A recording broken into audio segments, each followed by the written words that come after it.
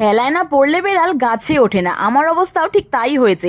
শ্বশুরবাড়ি থাকাকালীন তো ভোরবেলা একদম আমি উঠতে চাই না, তাই কয়েকটা দিন গেলাম আনন্দ করার জন্য বাপের বাড়িতে।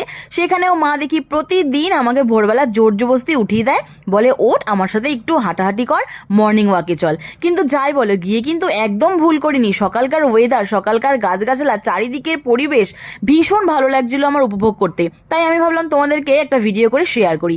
এই জেঠিটার বাড়ি থেকে মা প্রতিদিন ঠাকুরের জন্য ফুল নিয়ে আসে, জেঠিও আমাদের বাড়িতে যায় রোজ ফুল আনার জন্যে। তো এই ব্যাপারগুলো ছোট থেকেই আমাদের হয়ে আসছে, জানোই আমাদের কীরকম চলাফেরা। তো যাই হোক, এই আর কি হাঁটা চলা, আমরা তো হাঁটাহাঁটি করছি, সাথে দেখো হ্যাংককও বাবাকে, মানে বাবা সাথে হ্যাংকককে নিয়ে বেরিয়েছে।